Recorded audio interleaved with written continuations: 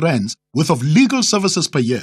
We cover civil, criminal, and labor-related matters. Our legal team will be your support 24 hours a day. SMS SAFM to 32195. That's SAFM to 32195. Clientele General is an authorized FSP and a licensed non-life insurer. T's and C's online. Standard rates apply. The Saints understand it's too late to change things around, but it's never too late to beat defending champions and bow with pride. He chips the goalkeeper. It's an absolute beauty. It's an absolute beauty from Musa. However, the citizens are forced to settle for a top 3 finish. They want nothing but 3 vital points. Absolutely magnificent goal. Well, Phil Foden is still in a heat near the halfway line, but credit Andy Madley, he allowed City to continue. This is the Premier League. Experience the superb battle between Southampton FC and Manchester City FC on Saturday 10 May at 3:30 p.m. Streaming live on SABC Plus and S3. Proudly brought to you by SABC Sport. For the love of the game. You're listening to Bridget Masinga on SAFM. So we begin with a light-hearted conversation today, just touching base really between you and I and my guest Anele Machitsi. I have it more like a family meeting kind of conversation as we talk around friends for keeps. How tight is your circle of friends, and are they rooting for your success? I'd love to know about your personal life, you and your friendships, and how you guys navigate those particular spaces. 061-410-4107 is our WhatsApp line if you want to send through a WhatsApp voice note, or you want to give us a call live, 086-000-2032. We've got Anele Machisi joining us, who's an author and creator of Inside Out Conversations. How are you doing this afternoon, Anele? I'm doing well, thank you. I'm doing well, and thank you for having me. Thank you so much for the time. Much, much appreciated. Okay, let's talk about friendships. Interesting conversation this all the time, because how do we begin to measure, what is true friendship? That's an interesting question. For me, my simplest definition of it, or my simplest response would be that we measure our friendships based on need and feed. Mm-hmm. So the people that we're with, or the people that we consider friends to us, how do they feed us as much as they need us, or do we feed them as much as we need them? So that would be my simplest definition. Anything one-sided when it comes to feed and need, it, in my opinion, characterizes either a dysfunctional relationship or one that's not going to last in terms of friendship. Absolutely. And you know what I also would add on to the characterizing it based on need and feed is I would ask the duration of a friendship. If you've known somebody growing up, you grew up together, you went to varsity together, you came into adulthood together, does that necessitate a lasting friendship? Or even in those circumstances, if you have the need without the feed, or the feed without the need, it would necessitate you maybe re-examining, do I really want to stay loyal to this friendship? Or has this friendship run its course? I think when it comes to that, it's that relationships get better with the nurture. As we grow and evolve as individuals, our needs for certain friendships or certain people change, and therefore nurturing means frequent connection. Because the connection ensures alignment, that we're still aligned. So, because you might find out that, for example, to the example that you're making about lifelong friendship, or what's usually characterized as a lifelong friendship, is that we have a shared history, but not necessarily a shared future. So it's always important to then evaluate the friendship. So when we get together, what are we talking about? Are we talking about the good old days? And by the good old days, what do we mean? And are we talking about an incoming future, and how do we prepare for it? So for any friendship is also one of the key characteristics is we have to have something in common. Yes. So when we look at the friendship, is what do we have in common? So whether it's a lifelong friendship, whether it's a situational friendship, whether it's activity-based or mission-based friendship or mentor friendship, we need to have something in common. Even if it's with a confidant, Yeah. you need to have something in common. Yeah, yeah. It's so interesting. Here's the other thing. Do you think that one friend, and I know there are people, Oprah once asked this question of Gail, because apparently Gail's got many friends. And, you know, and the question was, do you think that a circle, or a person rather, could survive with having like one or two core friends? Or you need a village of friends for different ages, different eras? You know, some people are consistent, some people come and go, some people speak to you being a dad, being a mom, because they're at that experience in life, and so you resonate at that level. You know, do you think, or maybe just friendships are fluid to the individual and what you require and the kind of person that you are? I don't think it's possible. I mean, you can go through life with a small quantity of friends, but they're a quality group of people. So you can go through life with that. However, at the end of the day, we as human beings or as individuals, what we need from friendships or connections, we're looking for recognition, we're looking for acceptance, and we're looking for belonging. So you find out that those core needs, we'll find them in our closest circles, you know, our confidants. Those are so you have like 2-3 friends, or sometimes one friend who validates those needs in you.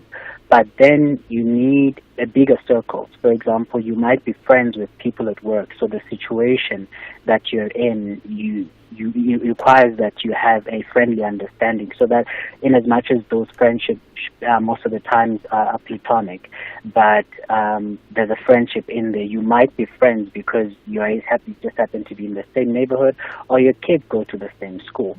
But it does not necessarily mean you confide to each other. You just go through the same motions, or you're just sharing an experience in that particular moment. So we need people for different reasons in our lives. And because the question or the suggestion that you might go through life, let's say, with one friend, I don't think for me it's also valid. I think it's a limiting perspective. It's almost like saying that if you were to put it in a romantic sense, from your romantic partner, they fulfill every single need in terms of conversation, dialogue, almost as if your girlfriend as a lady now your male partner almost fulfills the same needs as your girlfriend, you know, and it's not there's an imbalance. You might have the same conversations, but you'll have them at a completely different level. So it's the same when it comes to friendships and how we relate to people. And that's what I believe, because also at the end of the day, relationships are about interdependence, which is a key character of any healthy and lasting friendship. You know, we need to be able to rely on each other. I'll make an example about lifelong friends there's a group of friends that I have. We've been friends since grade 2, you know, and those are the guys that I know. For example, with my daughter, if I gave her their numbers, if anything were to happen to me, they will know exactly what to do if she ever called them. Yeah.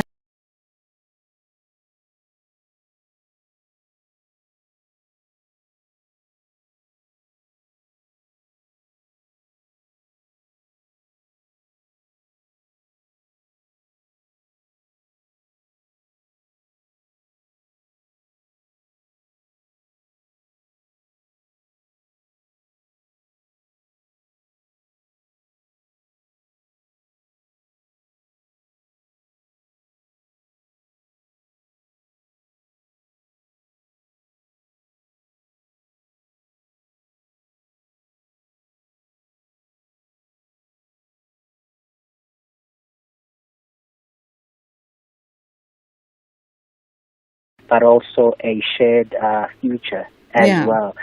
that for me, what I would consider a privilege and a blessing, I think, to have had to experience in this lifetime. And I think that also, Anele, that speaks to your commitment as a circle of friends to walk this sort of parallel journey together, and also the understanding of evolution, right? Because we all will evolve in different ways, but we are not stifling each other to a singular blueprint.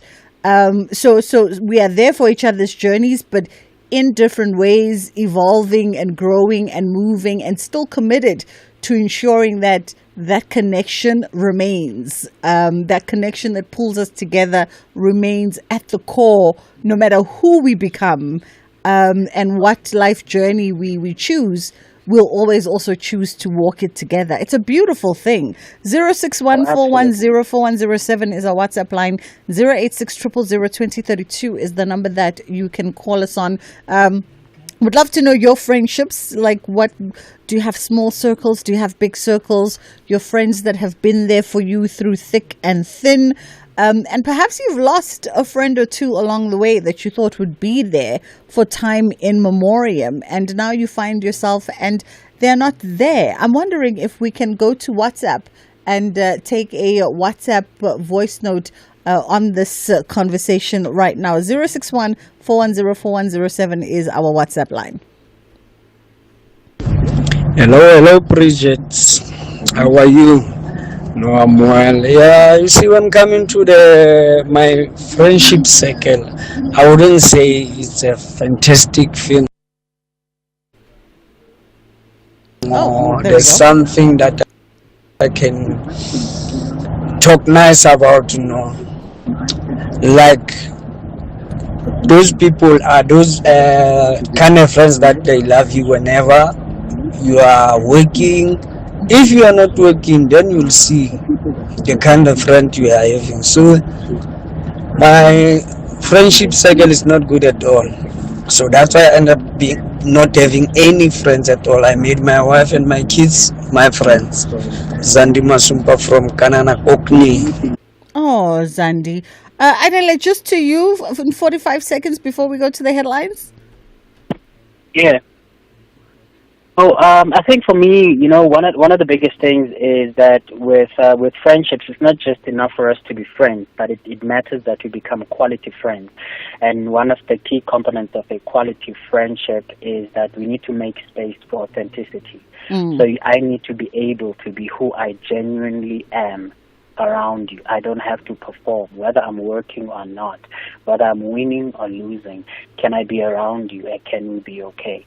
And I think that's very, very important. In other words, genuine and quality friendships are not performative. You have to be who you are, and that is important. And the other thing as well, in the process, or when you are authentic in those certain spaces, you'll discover that it really does not matter who you are and who you become in life. Your true friends are genuinely not impressed by you. You can be the most successful person in whatever.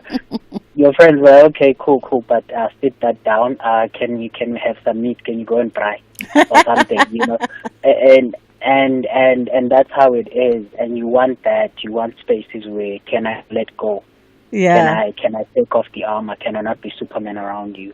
And that's what we're looking for in friendships. Absolutely. Let's take a quick pause for the headline news, and then we'll be back on the other side of this. Thank you, Bridget. On the news.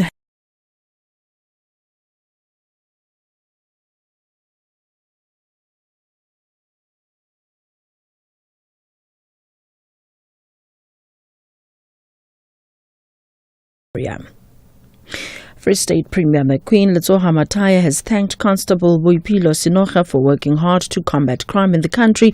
Sinoga has been laid to rest in Bloemfontein, and Cancer Alliance and Section 27 say they'll oppose the leave to appeal granted to the Gauteng Health Department with regards to the court judgment compelling the department to provide cancer treatment to patients.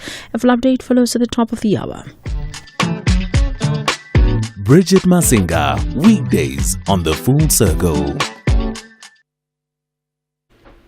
All right, we are live with you in conversation, talking friendships. 061-410-4107 is our WhatsApp line. Love to know your perspective around friendships and the kind of friendships that you have, for the good, for the bad, for the challenging. Let's just have us a good old family meeting. Let's go to WhatsApp. Hi there, Bridget. Interesting that Anele still has friends that their friendship date back from grade 2. What I would love to know from Anele is how they resolve ingxabano. When they xabana, how they resolve them, because that's quite important. It's easy to make friends, but it's very difficult to reconcile when nixabana. Thanks. I don't have a lot of friends. I don't have friends that come to my house. I know people know me, but I don't have friends that I go and do things with. Am I abnormal or normal? It's weird because I chuckle because I meet so many men, and I'm just judging from your voice. I meet so many men who are family men, at a particular stage in their lives where they stop having friends for whatever reason. And then they go, my friends are just my wife and my kids, which is so bizarre. But Anele, over to you, because two important questions here. And our first voice note, his voice distinctly sounded like Panya Panya Lesufi, but It did. it did.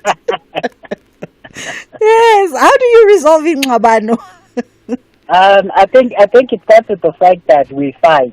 It's just commonplace for any friendship or relationship for people to have disagreement or for us to not see things the same way. So that's the first thing. And it's healthy.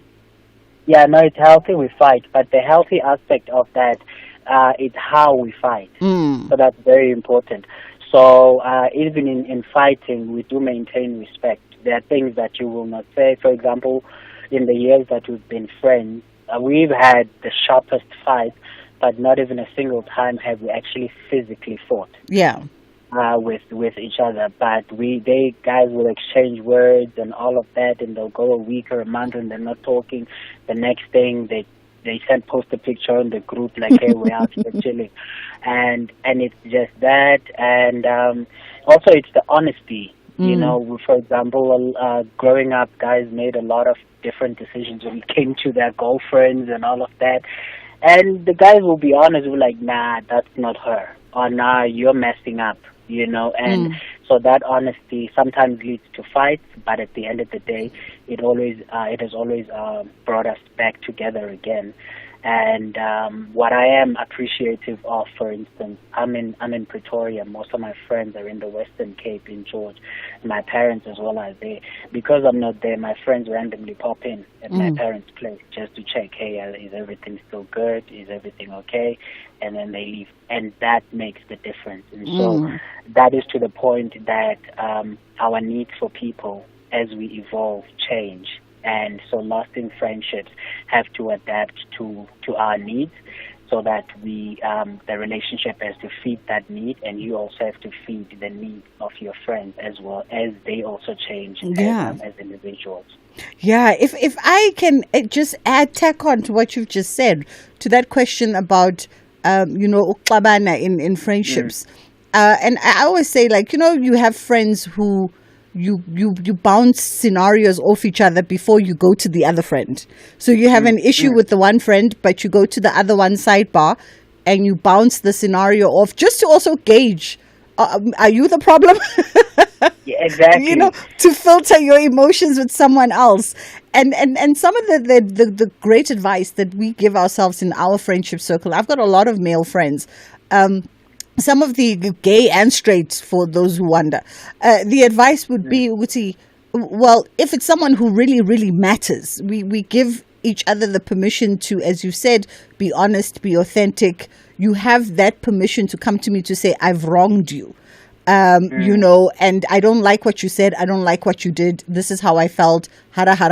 Singakumba in that moment, if nami I'm not being receptive and I'm being stubborn, gizokumba in that moment. But then there will come that SMS that comes when it comes to say, I'm having eggs. and I kind of thought that I wanted orange juice very randomly. And that SMS will tell you, Guti, okay, fine.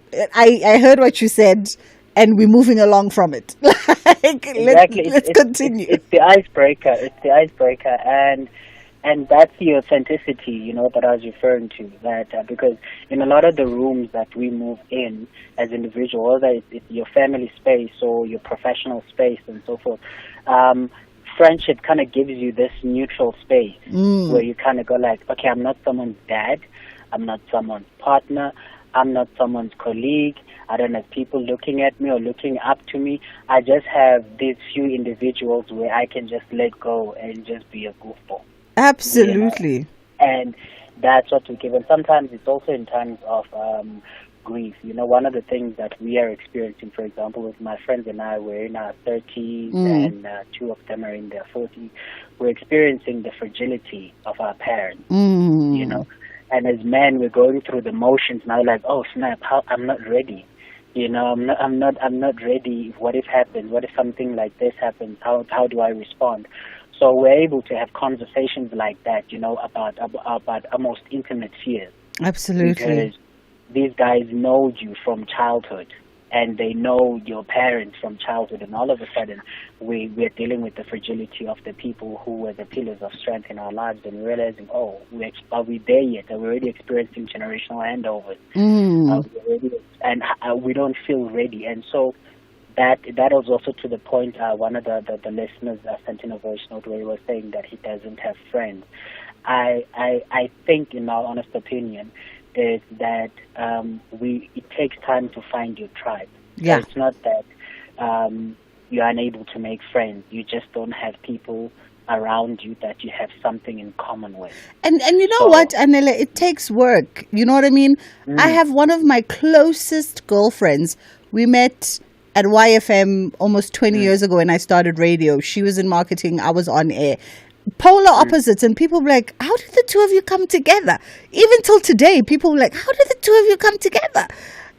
But as you say, there's that authenticness, there's the appreciation. We call ourselves Oprah and Gail.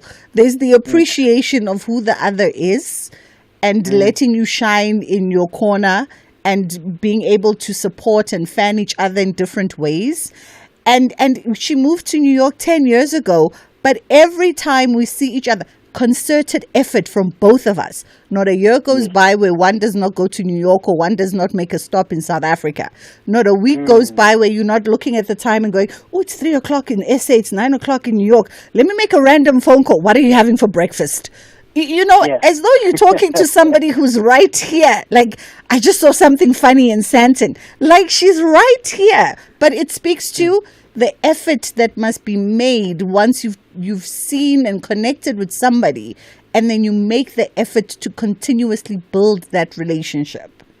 Correct. You know, that actually goes to the saying that if you need friends, become a friend. Yes. Yeah. That is it.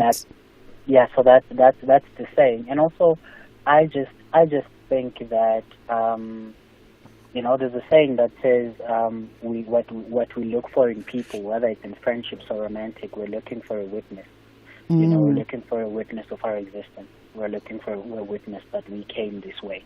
You know, and I think that friendships are a library of our existence or our passage through this life. So if you can have, for example, what I was referring to, whether it's friends that I've had since I was a child, or friends that I've met late in life, we're looking for people who can be a witness to our passage through this life. And because a part of us lives in them and they live in us, and we get to experience life together. And I think that's the beauty of friendships. And as much as it sounds a bit too deep, but that's the beauty of friendships.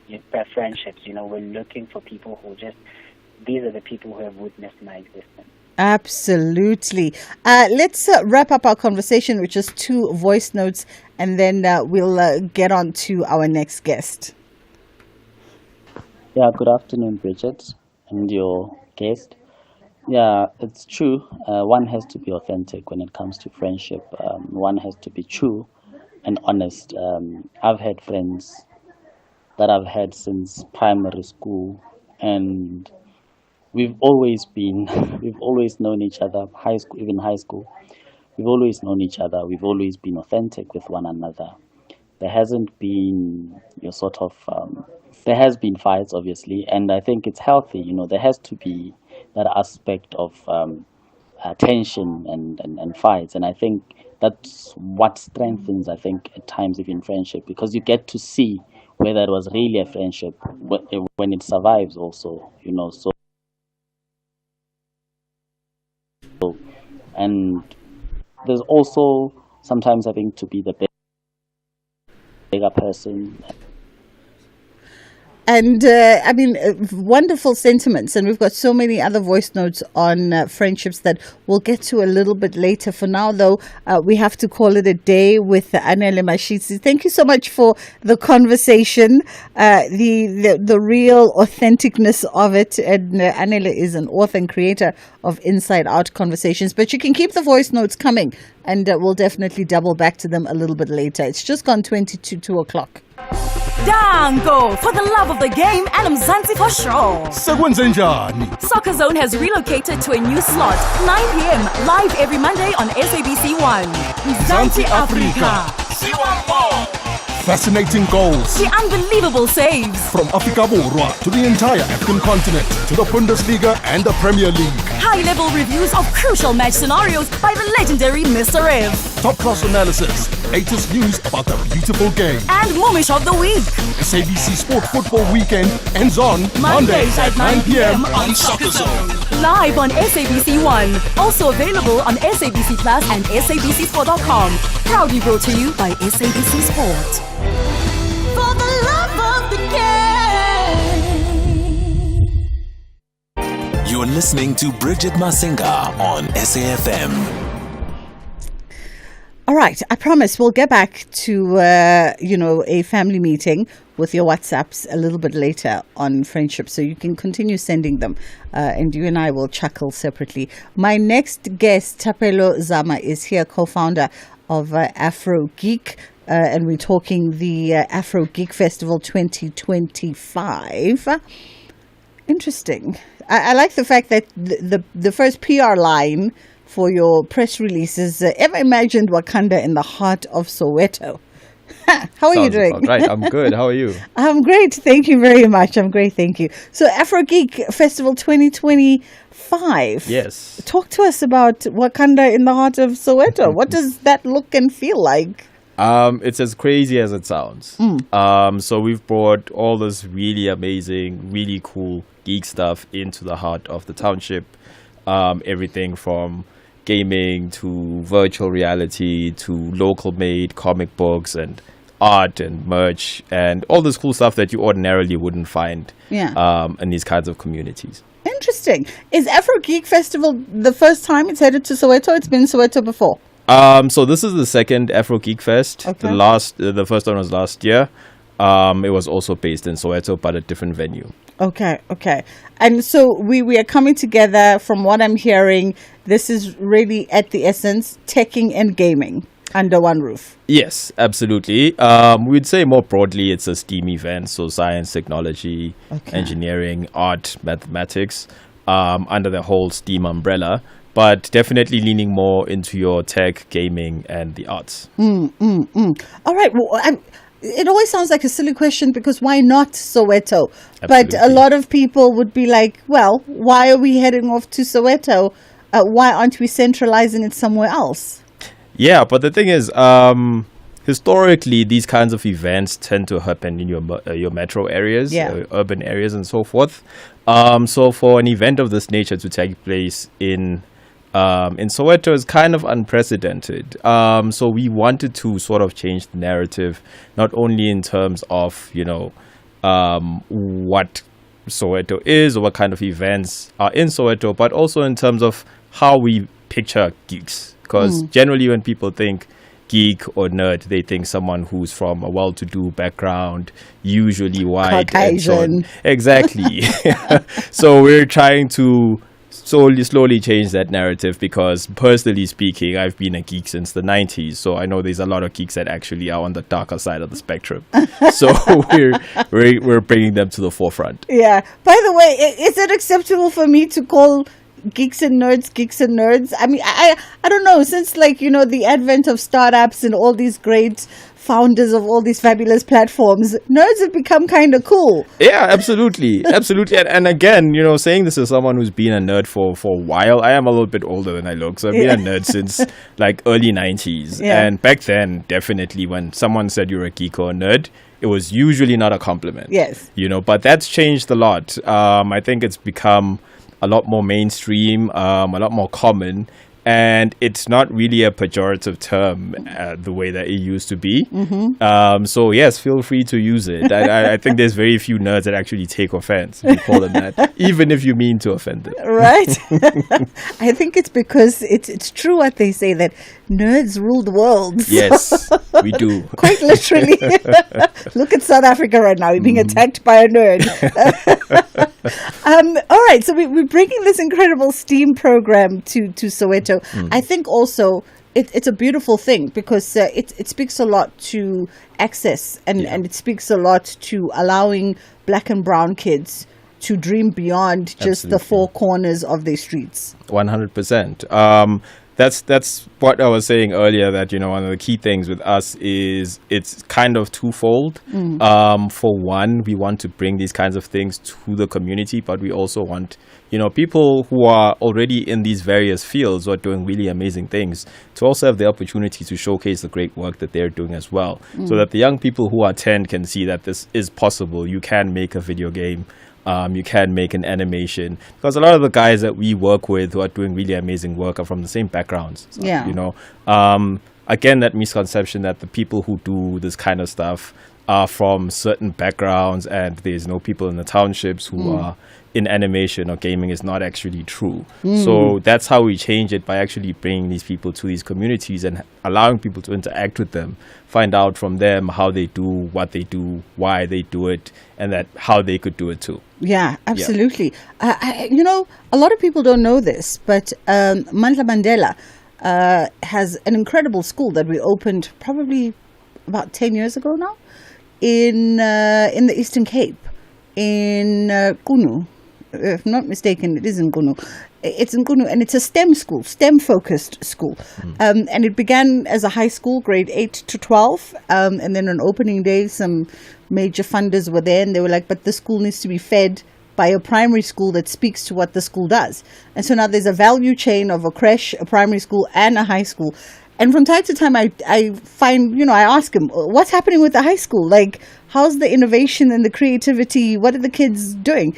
And people don't know that these kids in the rural of Eastern Cape are winning international science innovation awards because they have a space that's resourced, well-resourced, and people who believed that they could be far more than what the environment dictated for them to be.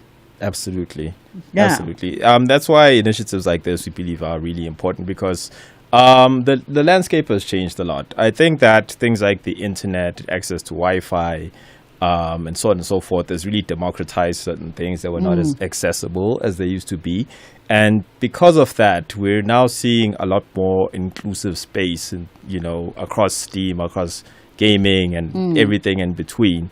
So it's only natural that as time goes on, you know, it will not be as uncommon to have someone even from a rural area being very well versed in things like robotics, and so forth. Yeah. Are you bringing any rock stars? Anytime I hear that there's going to be a fabulous, STEAM, gaming, science, technology, artistic, anything, I think of the rock stars, and there are specific rock stars. You know, for instance, you spoke about one of the things you're bringing also is the literature, the animated, artistic end of it, and my mind instantly went to Loyiso Mkhize.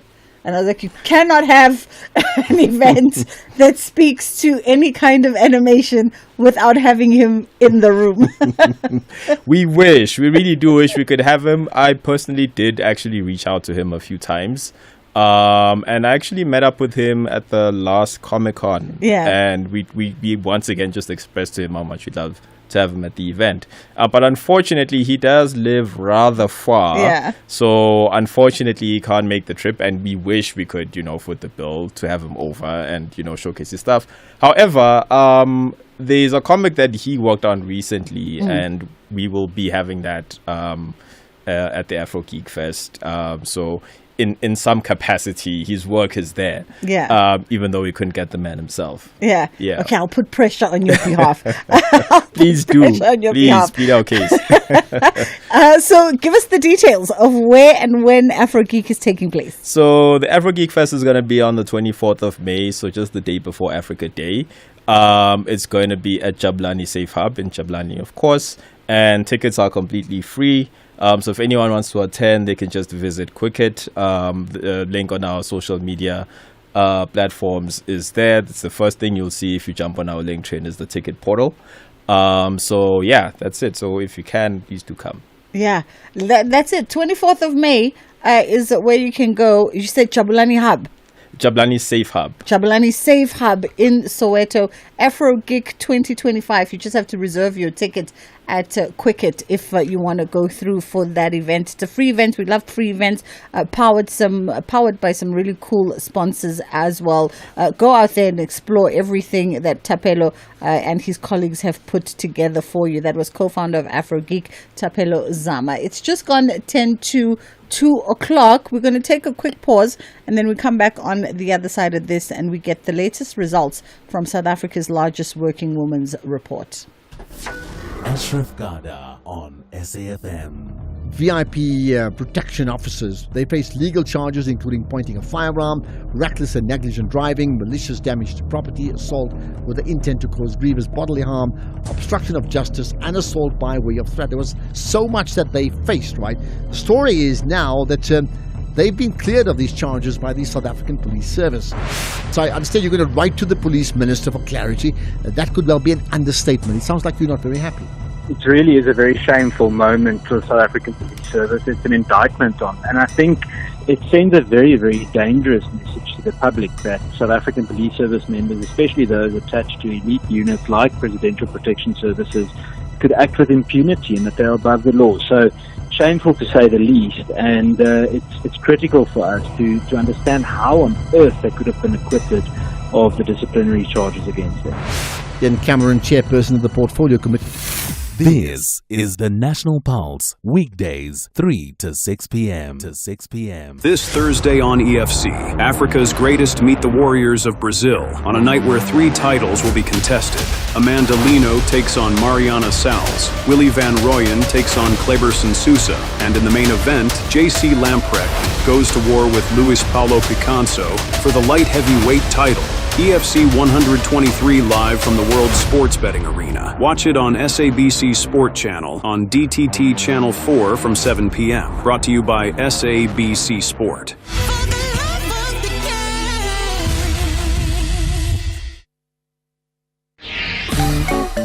You are listening to The Full Circle.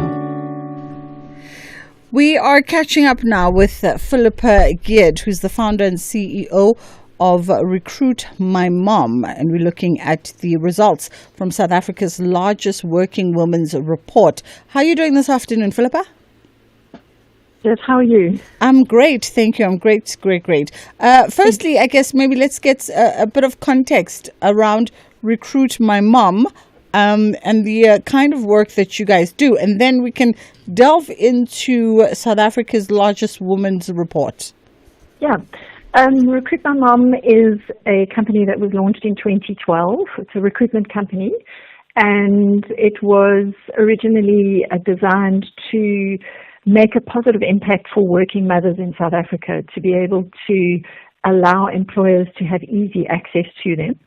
And when we started in 2012, we were very much on a flexibility ticket. We're trying to educate the market around different ways of working other than 8 till 5 in office. And we've really seen over the years just the impact we've been able to make for women in South Africa. When it comes to the Working Women's Report, the 2025 Working Women's Report, what does that speak to? What kind of data does that correlate? Yeah, so this is the second report that we've published in South Africa. We felt that there just wasn't enough South African data around working women and what working women need. So, the context is that we see the majority of women entering, it's mostly women, the majority of women are entering universities, it's the majority of women that are graduating from universities. There's a higher proportion of women entering the workforce than men that are educated. Yet, consistently, when we look at middle management and senior management, there's always an underrepresentation of women. And so we felt that we really needed to unpack and understand why with real data. And we see that, through COVID we had all of the remote working, and then there was hybrid working, and then we've started to see a trend back to office. And we really wanted to try and understand how this impacts women and then holistically, really, in the market. Some of the sort of highlight insights that come from the report, I know that one of the things is that it highlights which we know, how ambitious and loyal and educated South African women are. Absolutely. We've got 86% of women saying that they want to grow in their careers, which is an incredibly high number of women that are ambitious. We've got 74% of women saying that the number one reason why they're working is for financial stability, and then the second reason is for purpose. So, they're vitally important and essential to our economy, and worth understanding. How do we retain them? How do we grow them? How do we get them through this missing middle, which is often the child rearing years, all the way through to senior management. So that's what we're going to look at. It would be interesting to also find out, as you talk about the missing middle years, the child rearing years, the impact that has on a woman's career trajectory. Correct. Because, as you rightly point out, is that at that middle level is often when promotions might take place into more senior management. So if a woman is taking a career break, and we know that at least 40% of women will take a career break, however, 94% of those women will come back. And instead of allowing those women to take off, not allowing or enabling, a lot of women feel forced to have to take a full break across those periods. But if companies were more open to enabling them to work in a more flexible way, and we'll talk about the word flexibility in a moment, is that would help them to be able to smooth through those child rearing years or parent caring years or other sibling caring years, and then allow them to come back in at a level that is still a higher management level and up. And so it's not necessary that we lose women in that missing middle. There's a way of getting them through, and largely what they're asking for is a more flexible way of working. Well, I mean, what does that look like? We've fast run out of time, but when we talk flexibility from a woman's perspective, what would that look like? Yeah, so we could unpack what the word flexibility is, but for the sake of time, from this report, it's that largely women are looking for full-time work, so they're not looking for reduced hours, they're looking for a full salary with flexibility, which looks like hybrid working. So they're not asking for less time that they want to work, they're just asking for a more flexible location in it. There are some nuances, and people can download the report and look at the nuances for those age groups where, largely the child rearing years. There is some flexibility around the hours worked, but, for the sake of time, largely it's across the board, young all the way to senior and exec management, hybrid working followed by remote is ideal, with only 6% of women in South Africa saying they want to work full-time in office. Sure. Very interesting. Philippa, I really do wish we had more time, but for those interested, where can they go to delve deeper into the report? Yeah, so the report is available on our website, which is www.recruitmymom.co.za. And it's on the front page of the website. It's also under industry resources on the front page.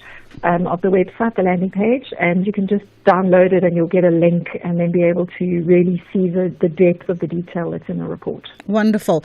Philippa Geard, founder and CEO of Recruit My Mom. www.recruitmymom.co.za is where you can go to have a look at the 2025 Working Women's Report. It's gone 2 o'clock. It's time for Underline the News.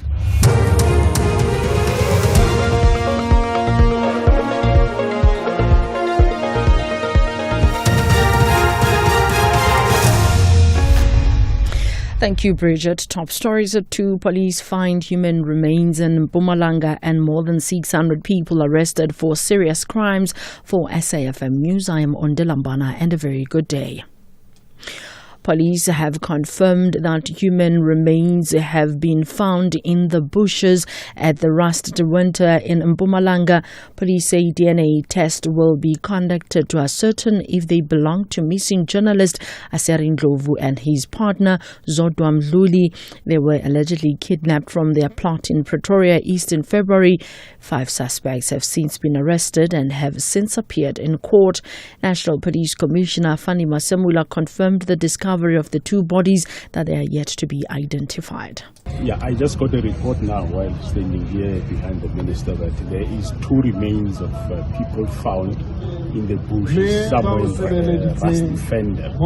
So whether it's them or not, we are not sure, but of course pointing out let us where we are now. We will do the necessary processes in terms of DNA with the families and the remains that we found to check and confirm whether it is them or not.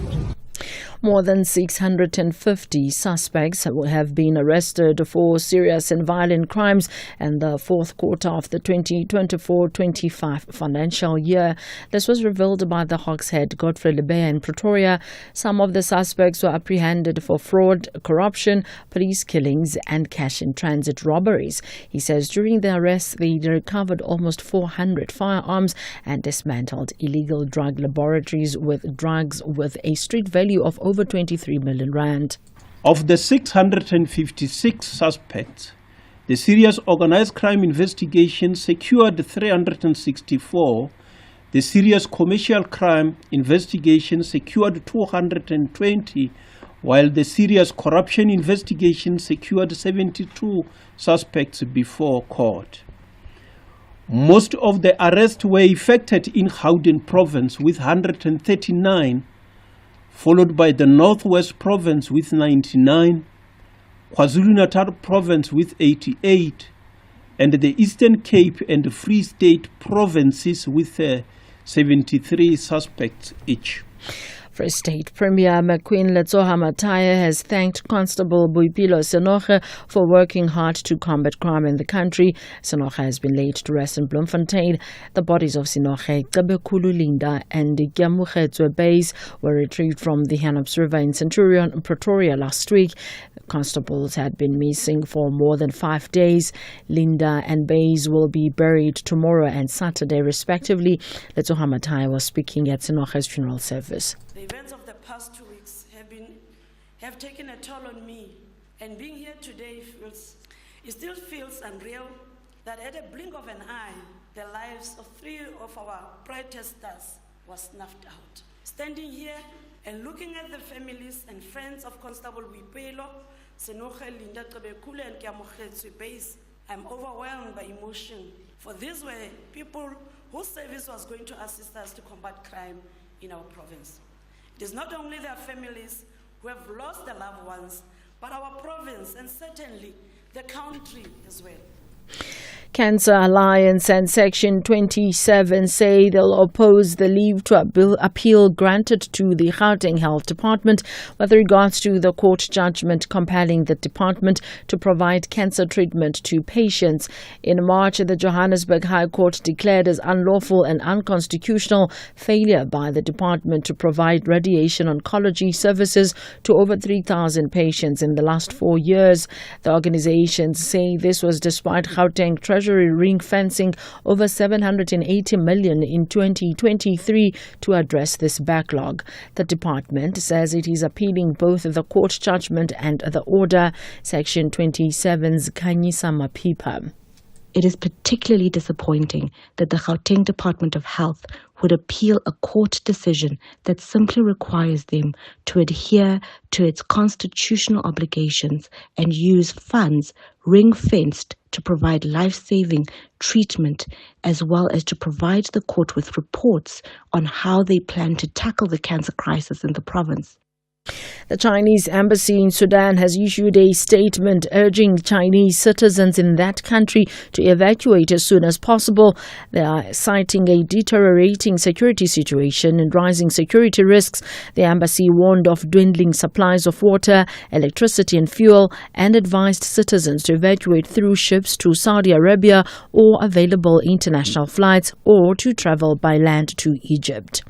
Recapping the top story, police have confirmed that human remains have been found in the bushes at Rasta de Winter in Mpumalanga. Police say DNA tests will be conducted to ascertain if they belong to missing journalist Asarin Ndlovu and his partner Zodwa Mdluli. I am Mondelambara for SFM News headlines at 2:30.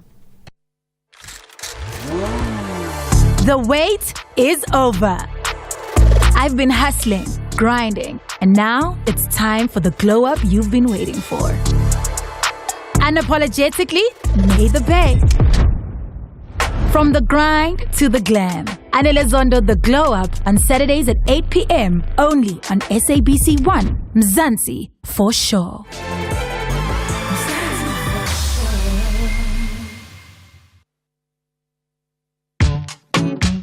The Full Circle with Bridget Masinga, Monday to Friday, 1 to 3 p.m.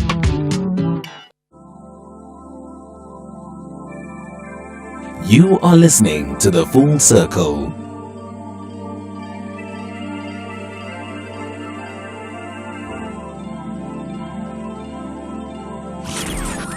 SAFM.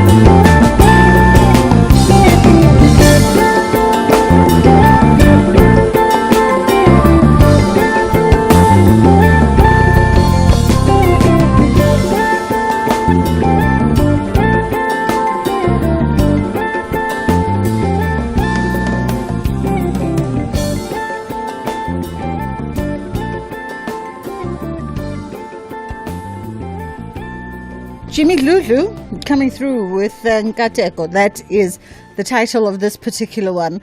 And this one was actually chosen by one of my producers, and my tech operator today is appreciating the sound.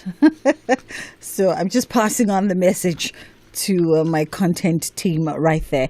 It's gone 10 past 2 o'clock on the Full Circle with myself, Bridget Masinga on SAFM, having the conversations that lead the nation. I know that one or two of you have already fielded your inquiries and your questions around our next conversation. Our WhatsApp is open on 061 410 4107 if you want to send a WhatsApp voice note, or you want to give us a shout on 086 000 2032. You're more than welcome to give us a call. And we're talking getting divorced. All the things that you need to know. What happens to your pension fund? We're going to be centering some of our conversation around that, but it also broadly speaks to a conversation around the finance aspect of divorce. And we are catching up with Uspamandla Buthelezi, head of platforms at advisory firm NMG Benefits. How are you doing this afternoon, Uspamandla? I'm fine. Thanks. How are you, Bridget? I'm great. Thank you very much. I'm great.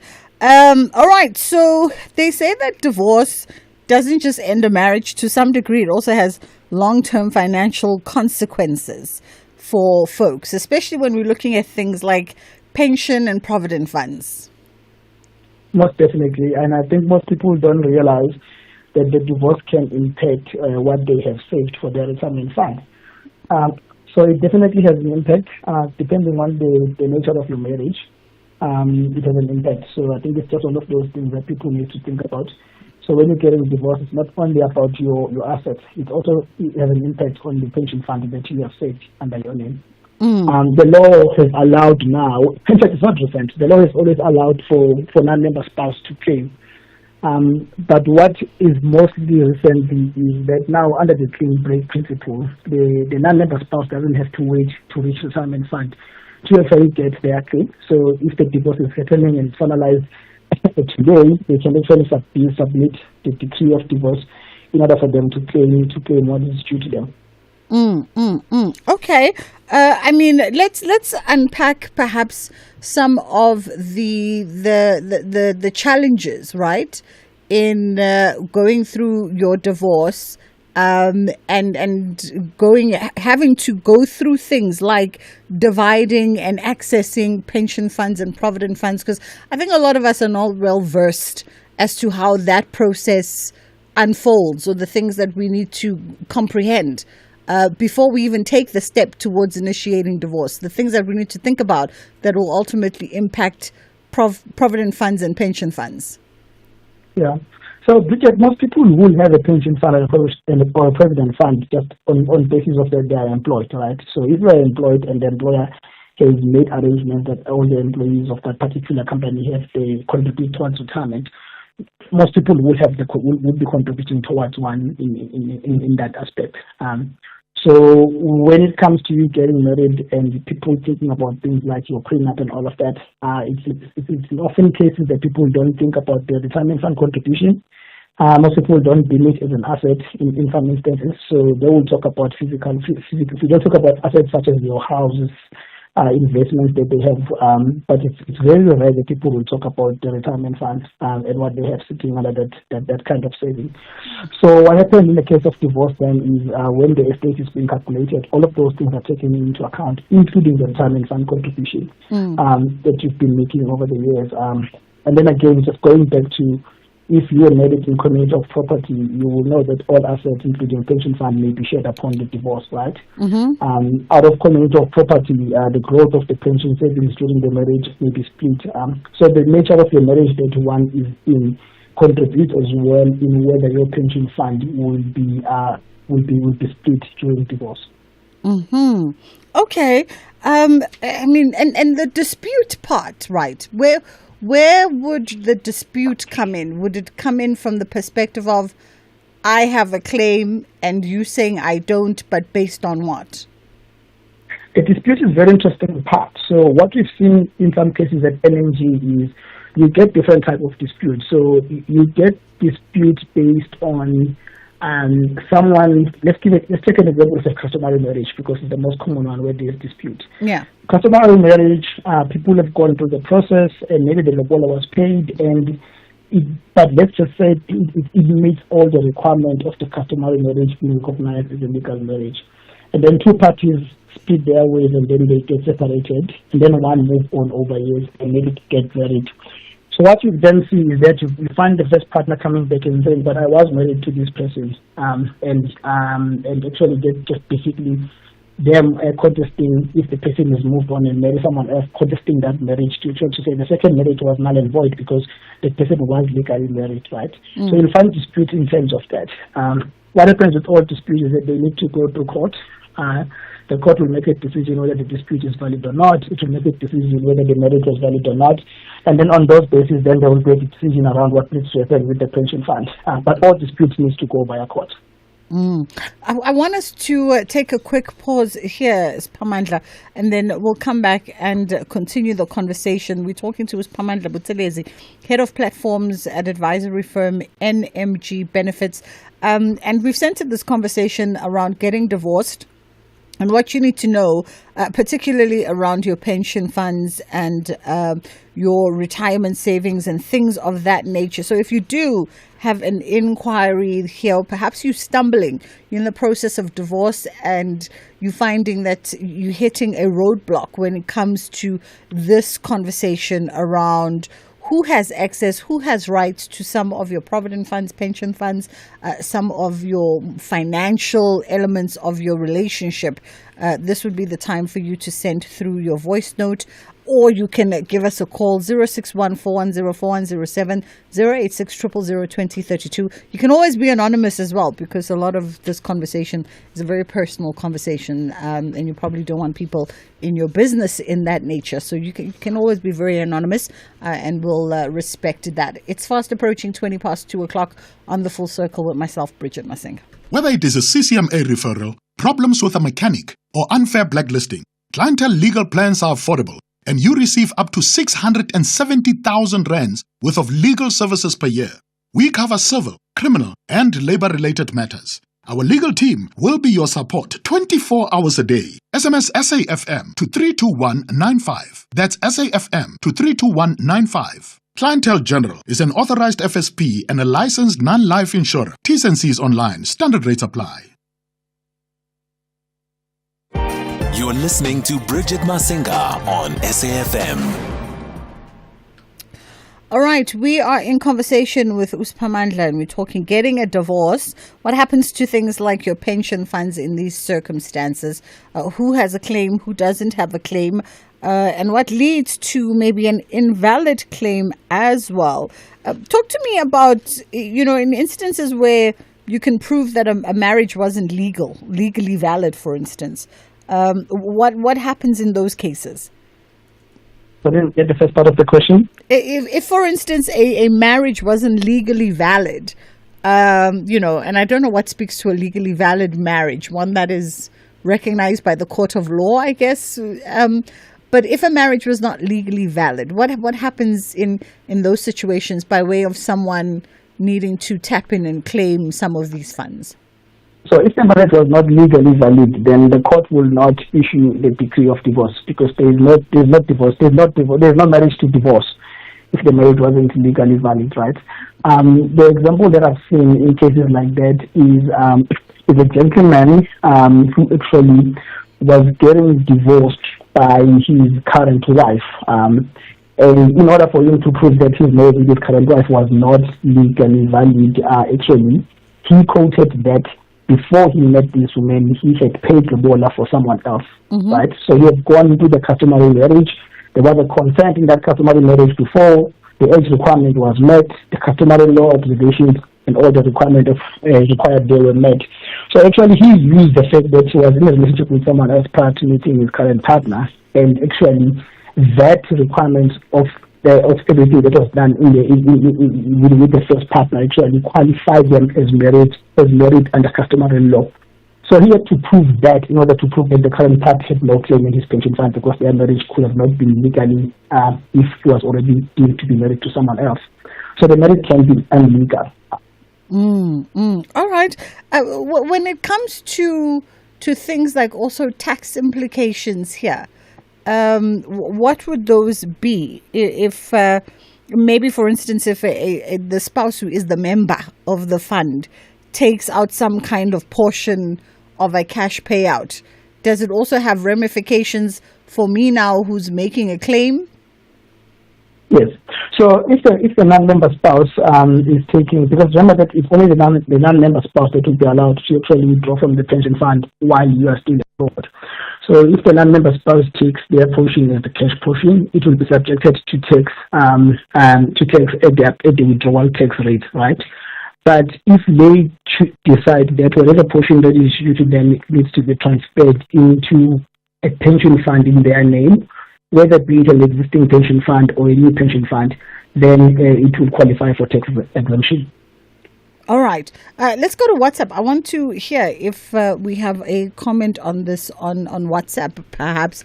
061-410-4107 is our WhatsApp line.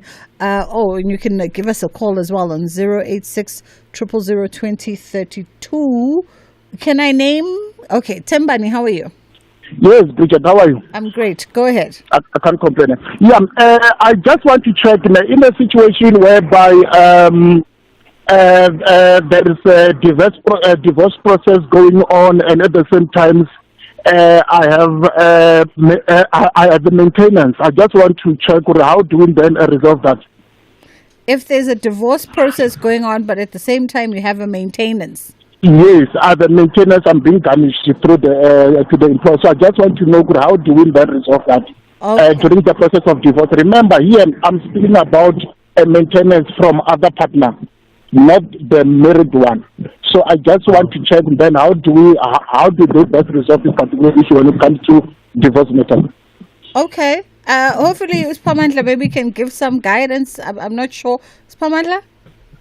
Thank you, man. I think that's a good question. So the divorce should not negatively affect your other financial obligations. So if you already have maintenance that you pay, that will be considered when your financial situation is being assessed, right? In terms of what can go to your partner. But all of that will be taken into account because the divorce itself should not have a negative impact to your already existing financial obligations. Wow, okay. So I just want to know in terms of 50-50, so how are they going to split that? Because already I don't want to call it a burden, but I have other responsibilities. And then now we must go 50-50 and I'm being garnished. So how do they split that? I just want to know the mechanism of splitting that. Thanks, Tembani. Spa? Yes, thanks. They'll look at the whole picture, looking at their assets and liabilities, right? And because remember that gives the whole picture of what accessible or what your spouse can have access to. So in cases of cremated property, they will look at both partners and say, what do you have as assets? What do you guys owe? And are there any debt that needs to be covered? And then once that's been covered, and then what can be split between the two of you? So in cases like in commercial property, the idea is that you have shared responsibilities, whether those be liabilities or whether those be assets. Makes sense to me. Should we continue on voice note? Let's go to voice note quickly. Hello, Bridget. Can I ask? I registered my ex-fiancée as a beneficiary. She is the mother of my daughter. I was in the process of paying global, but before finishing or before getting married, we separated. So I was told that she is still entitled to my funds. Is that so? If we separated, but I have her registered in my provident funds. All right. That's if I may just jump in there, because that's the most risky one that our people get into. So just on two things. If you've got anyone that is named as a beneficiary and you are a member of an unapproved fund, they will get the benefits. As a beneficiary, they will get the benefits upon death, right? So there's no question asked. They will be paid. Now, the gentleman on the voice note says that they were in the process of getting married, and it was never finalized. That's where it becomes more tricky, because there is 4 conditions that a customary marriage must meet. And in fact, there's about 6, sorry. But one of them is an age requirement, is a consent. So if he's saying that they were about to pay marriage, he was about to pay the ball, I'm assuming that all of that was done. The lady was in the upright age, there was a consent, and there was negotiation that has taken place, right? So he needs to really go and check, because with the customary law observation, the marriage must be negotiated, celebrated, or concluded. It doesn't say that it must be concluded. It says it's all concluded according to the customs and traditions. So it could very well that according to the law, whatever that was done in that process meets the requirement to make their customary marriage legal, which means that he is technically married. Whether he's gone to Home Affairs to register it or not, he's married, you know. And on the basis of that, then the partner that he had actually will have rights to claim from his pension fund. And because their separation should have been deemed as a divorce, so if they decided to separate it, they were supposed to actually to get a divorce, to get that nullified, because legally they were married if they had met all the customary marriage. It's a huge thing that most other people get in, because it's so easy to go through the process and don't have the wedding. The last stage that is not done is the wedding. And then people just assume that we didn't get married because we didn't have the wedding. But actually you met all the other requirements which makes you legally married to that person. Sure. Yeah. Very important thing to note there indeed. So, wow. Okay. So just because they're separated doesn't mean that they're not married. And if they met all the requirements of marriage, then she still has claim to the Provident Fund. And the fact, and he says that he mentioned her as a beneficiary. So I presume he wrote her down on some form as a beneficiary. Yes. If he removes her as a beneficiary, does she still have claim in the absence of that divorce decree? So he definitely needs to, removing her as a beneficiary, I would say, if they've got kids, he needs to put his kids as beneficiaries, unless he intends for her to be a beneficiary. But I think he also needs to deal with the fact that he might be married under customary marriage for 2 reasons. And one being, if he were to get married to someone else while his first situation is deemed as marriage, his second marriage will never be a valid marriage. Yeah. It doesn't matter how long he spent with that person. So he needs to actually look at it from that point of view and have it nullified if the intention was to actually just break it off. Now the question is, if they have it nullified, can the spouse then say, I have a claim? Legally, yes. Makes perfect sense. Spamandla, I wish we had more time with you, but we have to leave it there for today. Thank you so much for your legal eagle eye. That was Spamandla Butele, as the head of platforms at advisory firm NMG Benefits. It's fast approaching 2:30. Listen, we've had this conversation. Just as a sidebar, we've had this conversation, this running theme, since I've taken helm of the show around customary marriages, the legal ramifications, the steps that Pamandla talks about that would deem your marriage recognizable. Just go back to the history of the full circle and just go into our podcast and refresh yourself on all of that, including the conversation we had, was it last week or 2 weeks ago, with the other lady with the funds, Nai. Because then she spoke about just the fact that even if you put people as a beneficiary, there's that body of the funds that can go back and investigate to see whether or not a person has a rightful claim or other people have a claim also to that fund over and above the people that you've put there. So just go back to our show's podcast and just take some time, go down, and you'll get through all those podcasts with all the necessary information. 2:30 on Della standing by with the headline news, and then we come back into Side by Side. Thank you, Bridget. On the news headlines, police have confirmed that human remains have been found in the bushes at Rustwinter in Gauteng. Police say DNA test will be conducted to ascertain if they belong to missing journalist Asari Ndlovu and his partner Zodwa Mdluli. The Gauteng Ethics Advisory Council has presented the Provincial State of Ethics Report. The council was established to provide independent oversight and advise the provincial government on ways to fight corruption. And India and Pakistan have accused each other of using drones and missiles to target their respective military installations. A full update follows at the top of the hour. You're listening to Bridget Masinga on SAFM. This program is brought to you by SABC Education, enriching minds, enriching lives.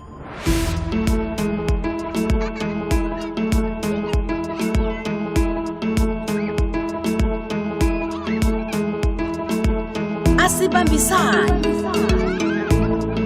Zini na zini Ayikhomaneni Hariswaraleni Say and say Side by side. Good afternoon and welcome to Side by Side, brought to you by the National Department of Health, Ilifa Labantwana, and the SABC Education. Today we're talking about preventing serious injuries at home. On our drama episode yesterday, we heard how quickly little Tavi got hurt, reminding all of us that accidents happen in a blink of an eye. But many of these injuries, you'd agree with me if I say that they're preventable, and we have to just create safer spaces for our children to grow and explore. To help us understand what steps we can take, we're joined by Dr. Hlophe, a pediatrician from Harry Gwala Hospital, who will share expert tips and advice on keeping our homes safe for curious little hands and feet. Stay with us because this is an important conversation that could make all the difference in your child's safety and well-being. Good afternoon, Dr. Hlophe, and thank you so much for joining us. Let's talk safety, especially at home, where these little ones spend most of their time. What are some of the most common causes of serious injuries for little ones around the house? Thank you for having me. Common causes of serious injuries at home for young children include falls, burns, drowning, poisoning, and choking. Falls are the most frequent, often occurring from beds, stairs, furniture. Burns can result from hot liquids, stoves, or electrical outlets. Drowning incidents typically happen in the bathtubs or the pools. Can occur from the household cleaning products, medication, or plants, while choking hazards include small toys, food, and household items. Thankfully, Dr. Hlophe, many of these accidents that you've just mentioned can be prevented. But what steps can parents or caregivers take to make their homes safer for children? Certainly, Ms. P, these can be prevented. Parents can take several measures to prevent serious injuries at home. Installing safety gates on stairs and using window guards can help prevent the falls. Keeping hot liquids and appliances out of reach and using covers on electrical outlets can reduce the risk of burns. Never leave a child unattended in a bath or near water, and always empty the tubs and the buckets immediately after use to prevent the drowning. Store cleaning products, medication, and other hazardous material in locked cabinets. Supervise young children while eating and avoid giving them foods that pose a choking hazard. Dr. Hlophe, thank you so much for joining us today. But before we close off, do you have any final thoughts or advice for parents who want to keep their little ones safe and injury-free at home? Certainly, Ms. P. Most childhood injuries can be prevented, and knowing how to prevent an unintentional event is key to keeping a child safe. We've all been taught the basics. Buckle up in the car, wear a bike helmet, and look both ways before crossing the road. But there are several other simple things one can do at home. Play safely. Check to make sure areas where children are playing are safe, soft, and contain suitable playground equipment. They keep spots safe. Make sure your child has proper safety equipment that fits correctly when playing with the sports. Supervision is key. Watch your children when they are playing, regardless of your location. Protect them from strangers and pay attention to their reactions around different people. There are specific tips as well that we can give. Bike riding injuries. The most common injury that the children experience while riding a bike is falling off and hitting their head. And the best ways to minimize this is to wear a bike helmet. Playground injuries. Children most often get injured on the playground because they are not using the equipment properly or are not dressed correctly. To ensure your child is playing safely, Get them the correct gear like the helmets that fits, a kneecap cover, etc. Common household injuries. While most injuries occur while children are doing any activity, they can also get injured while just wandering around the house. So the steps that we need to follow are these. Attach a padding to corners of the furniture to prevent children from hitting their heads. Secure the furniture to the wall so it won't topple onto the children. Add on skid strips to the bathtub to prevent falling. Don't leave your children alone. They can easily climb over a gate and remove toys or shoes from the stairs and other areas where they could triple someone. Thank you for having me. And thank you for listening to Side by Side, the show that supports you to give your child the best possible start in life. Brought to you by the National Department of Health, Ilifa Labantwana, and the SABC Education. Join the conversation with other caregivers on our Facebook page at Side by Side SA and look out for more great content. Join us again same time next week when we'll be talking about toddler tantrums.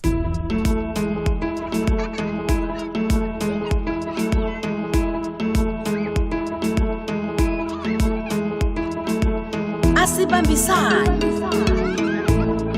Zini na zini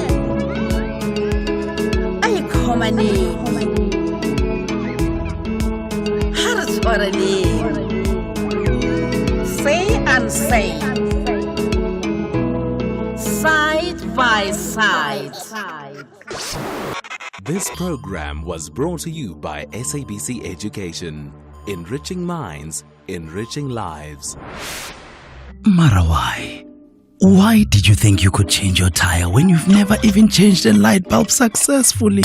Marawai, why not switch to Santam and get 24/7 roadside assistance to get you moving again? Choose the insurer with cover options that suit your needs. Call 0860 444 444 or SMS cover to 36101. Santam. This is freedom.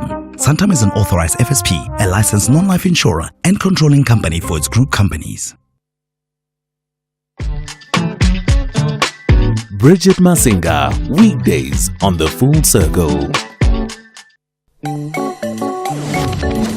Bridget Masinga on SAFM.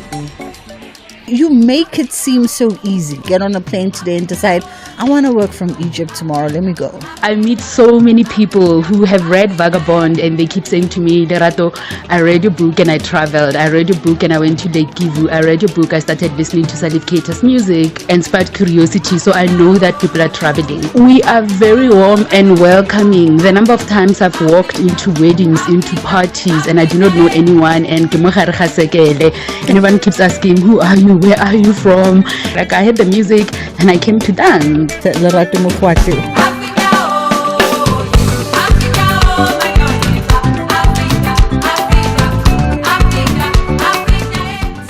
Full Circle with Bridget Masinga, Monday to Friday, 1 to 3 p.m. It's Africa Month. We're having all kinds of conversations around, themes that touch us as Africans from the continent and the diaspora.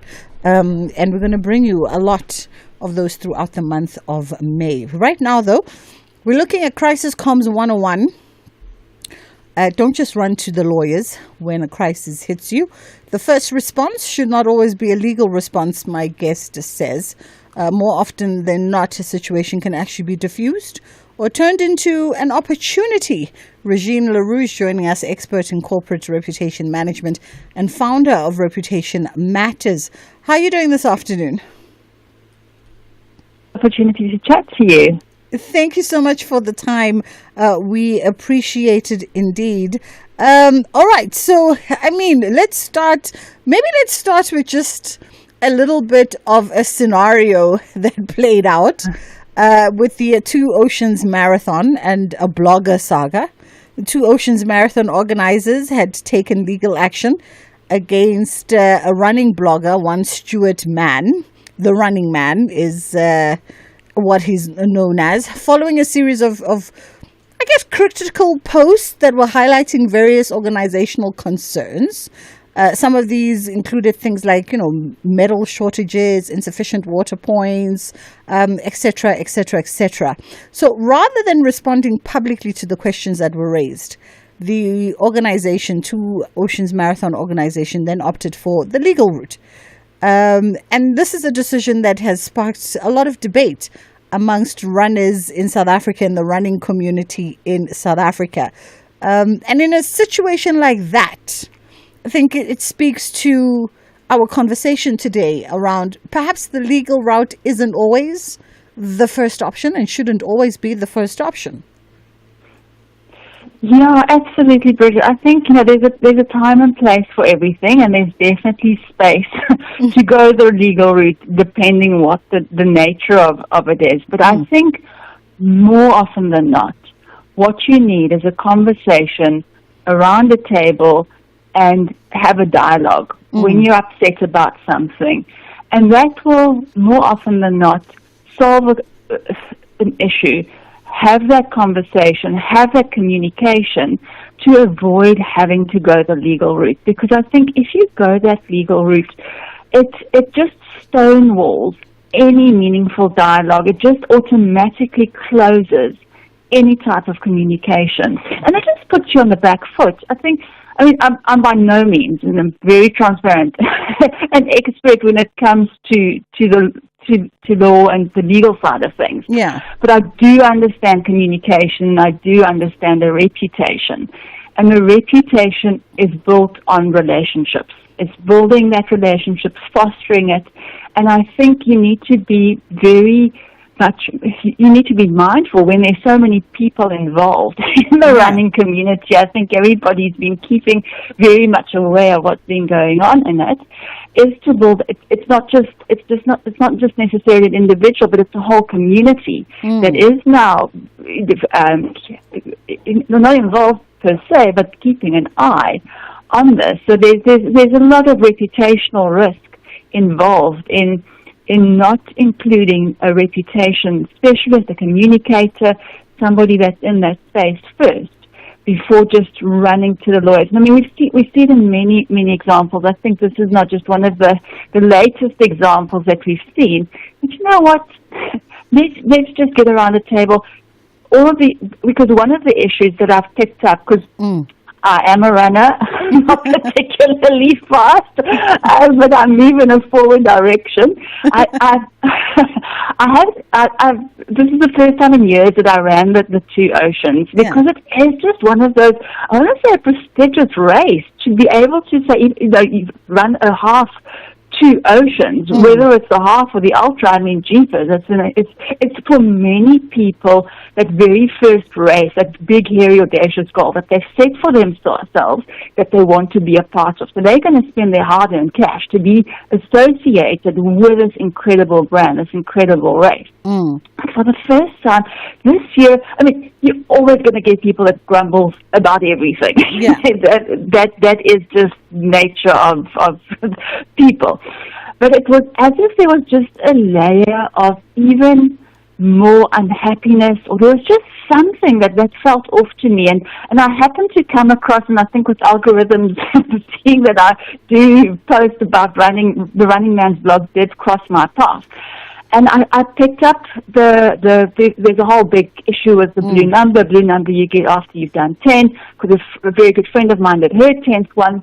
And there were small little things that I saw they had decided to not incorporate as they had previous years. And I was quite disappointed on behalf of my friend with it. And then just picking up more and more negativity, but also picking up a lot of crickets, a lot of silence from the Two Oceans side.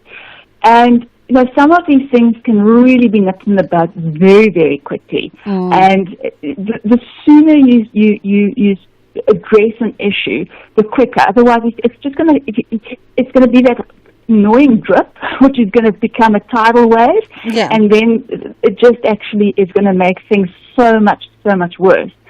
And it is then just unfortunate that it has come to the situation that instead of having that conversation is to rather just go that legal route. But I think one of the things I've always done from a reputation specialist point of view, and I think this is also quite apt, I've always compared your running stamina to building your reputation stamina. You have your goal, your plan, you need to put consistent effort in. I wish I could run around the block and that would make me fit for a marathon. That's not going to work. Nor is a press release going to make you fit to become building a reputation. So the same applies with your reputation. You have to have reputation stamina. So through consistent behavior, clear values, continuous tracking, the right people, having the right equipment. It doesn't mean you're never going to have a crisis. It doesn't mean that you're never going to have an injury. But if you've built up that stamina, you're going to have fuel in the tank for when you need it most. So it's all about that consistency. And I want to touch, Regine, on, handling a crisis differently, right? We live in a world where people are very litigious now. They just want to run to courts, left, right, and center. But having a crisis management plan and the importance of that for brands and organizations, particularly given also the era that we live in now, where we have access, right? I'll tweet and all of my 100,000+ followers will retweet. And before you know it, you are now trending for something that perhaps could have been managed. You could have managed me in my first tweet, but because you didn't have a plan of how to manage and communicate with me, we now both at loggerheads. Exactly. And I think you've put it's such an important point that you've touched on, is being prepared. Prepared to fail. Or do they say fail to prepare, prepare to fail? You have to, in the time, you can't start working on a crisis strategy or a crisis plan mid-crisis. That is just not ever going to work. When you are, I want to say, not anywhere close to a crisis, you need to actually get your whole team around the table and unpack any possible scenario and group them into highly likely big damage, unlikely little damage, but then to have a very clear action plan. Who needs to be involved? Who's going to be communicating? Right contact details. You can't go around scrambling for contact details and who's going to be saying what, again, mid-crisis. So that you have a checklist in place the minute something happens. But part of that as well is to have the right processes in place, the policies in place, but it also boils down into having the right people on your team. And the cornerstone and the crux there is to have the right people who share your values, to make sure that you have the right set of values in place that you communicate, because that's going to attract the people who you have on your team so that they don't send out a controversial tweet that is going to be misconstrued or done in the wrong way, or to make, like, that goes back to the guidelines of what to share. And just incidentally, I think a lot of people think that they can share in their personal capacity, but because you're associated with a specific brand and an organization, you are a reflection of them. There's something to be appreciated as well about brands and organizations that can take a certain public criticism and also be very transparent in how they are ingesting that and how they are soaking that in, versus a brand whose first response is perhaps from a perspective of defense. Definitely. I think what is absolutely key in that relationship building is transparency and being authentic. And to admit to the fact, if you've messed up, you know what, Sherbet, we're sorry. This isn't what you guys expected of us. We should know better. We should do better. We'll work on a plan. And then to actually take that feedback to heart and to see, you know what, the feedback that we've got, we received, is critical. But the thing is, because people are so about a brand, they want that brand to do well. So they're going to keep a hawk's eye on what they're doing.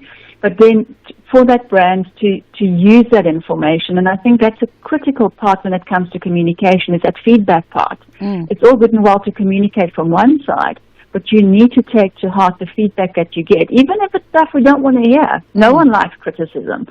But you know what? There's a reason why there's unhappiness. Let's have a listen to it, and let's see how we can improve things.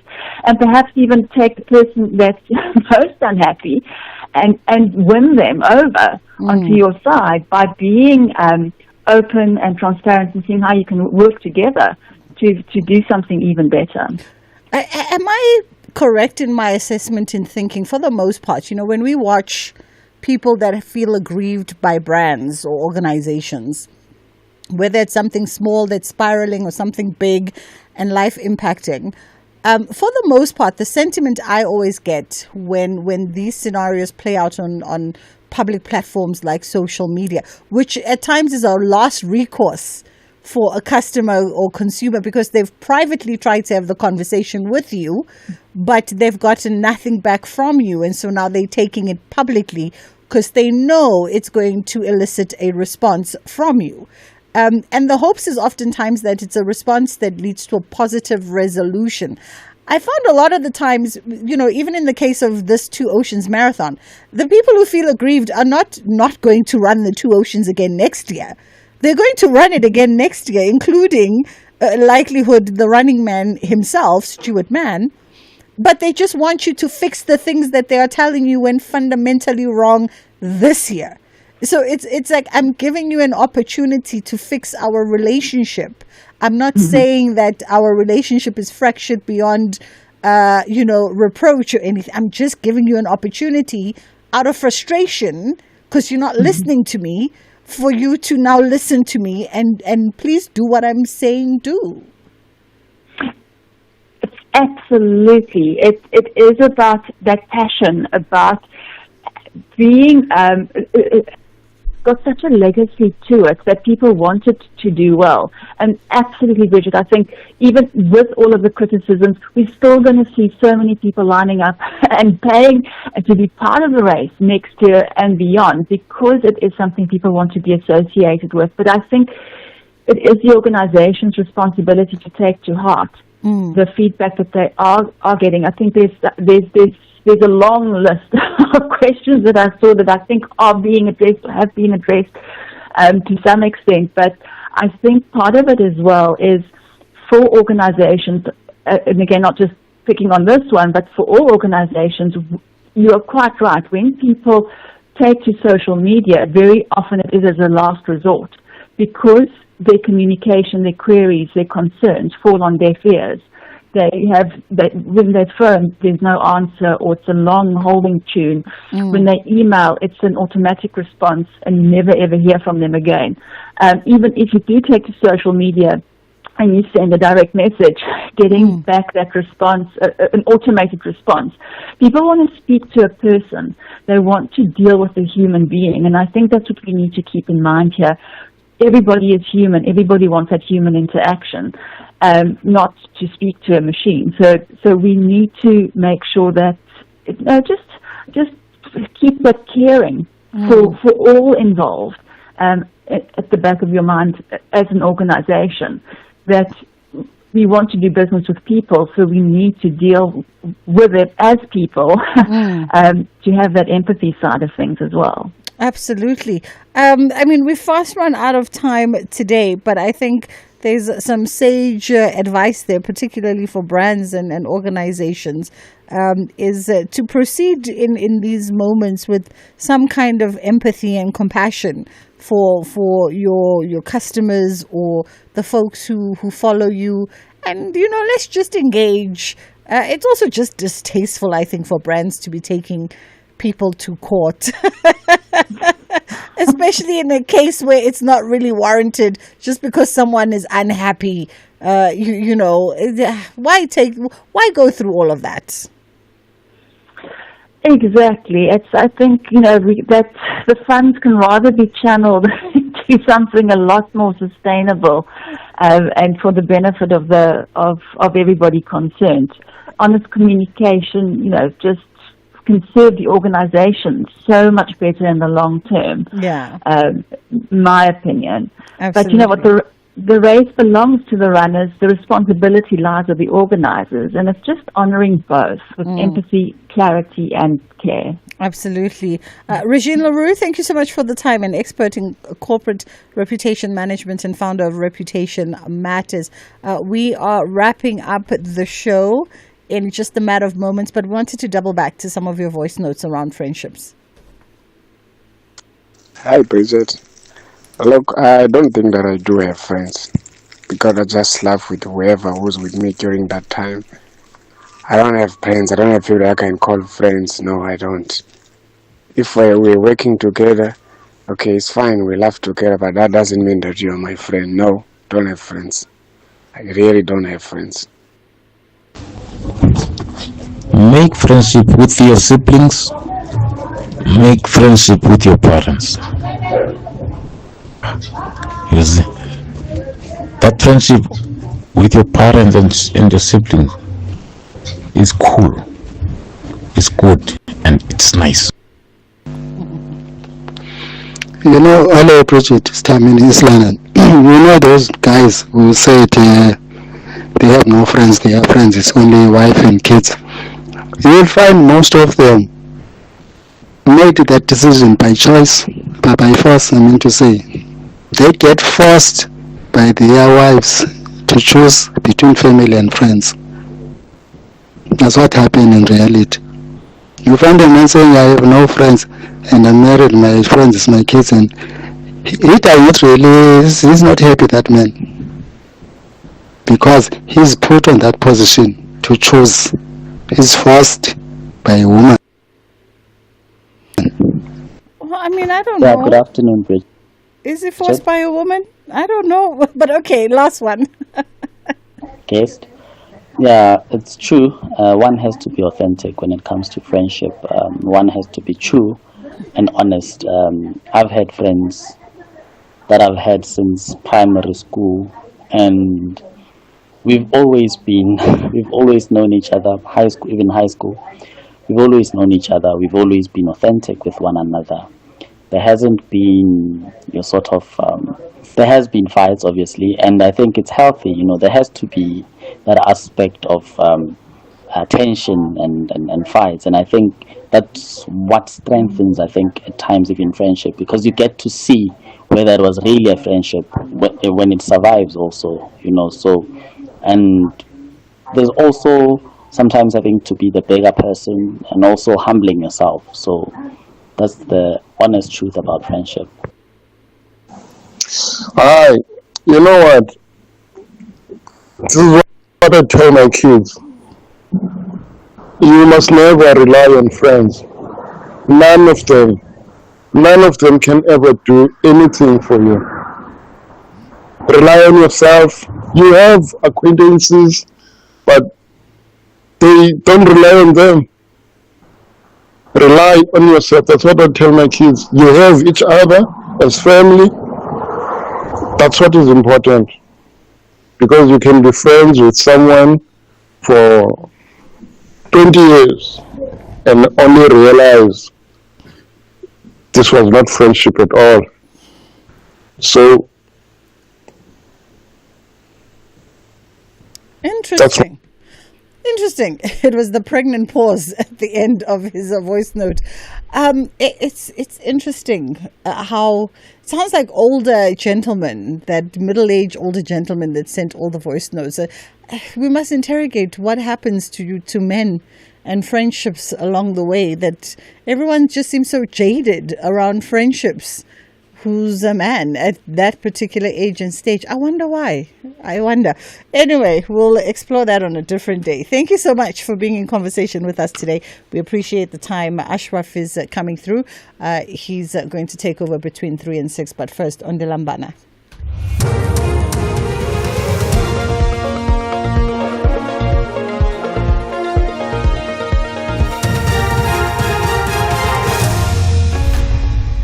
Thank you, Bridget. And the team top stories at 3. Public Protector addresses the 15th Commonwealth Regional Conference, and Pakistan accuses India of provocation. For SAFM News, I am Ondilambana, and a very good afternoon.